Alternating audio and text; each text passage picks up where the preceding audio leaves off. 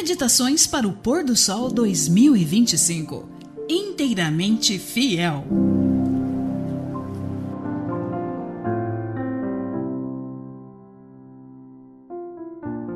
21 de março. Lições do profeta Ageu. Assim diz o Senhor dos Exércitos. Este povo diz: ainda não chegou o tempo em que a casa do Senhor deve ser reconstruída. Ageu, capítulo 1, versículo 2. O livro do profeta Ageu começa com uma repreensão divina aos judeus, exortando-os a reconstruir o templo do Senhor. Eles estavam no período pós-exílio, após terem retornado à sua terra natal por decreto do rei Ciro, em 538 a.C. Uma leitura superficial pode sugerir que Deus não se importava com as necessidades habitacionais do seu povo, mas, na realidade, àquela altura, todos já tinham um teto, menos o próprio Deus.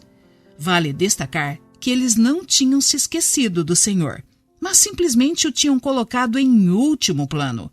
Até havia uma aceitação, mas sem entrega. Para Deus, a questão ia além de não ter uma casa física. Aquela atitude refletia a falta de espaço para ele no coração das pessoas. Isso revela que nem sempre a oposição a Deus se apresenta como uma rebeldia escancarada. Às vezes, ela se manifesta como uma concordância sem obediência. A velha história do ainda não é o momento. Permita-me dar alguns exemplos. Muitos mergulham na sensualidade e até concordam que ela é destrutiva, mas acham que ainda não é o tempo de abandoná-la.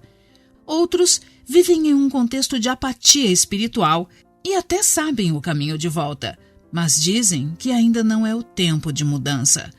Sabemos também que a fidelidade a Deus é essencial para a vida espiritual plena, mas para muitos ainda não é o tempo de se comprometer.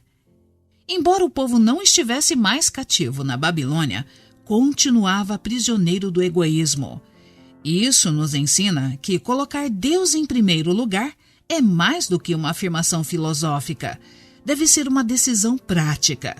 A batalha de Deus no tempo de Ageu não era por uma casa, mas para vencer o egoísmo no coração humano.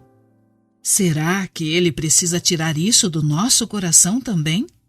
Ellen G. White escreveu: é essa crescente devoção ao ato de ganhar dinheiro, o egoísmo que o desejo de ganhar produz, que mata a espiritualidade da igreja e remove dela o favor de Deus.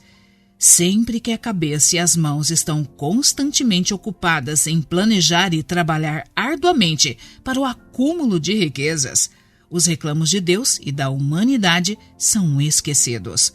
Conselhos sobre Mordomia, página 16. Que neste sábado seu foco seja adorar exclusivamente ao Senhor.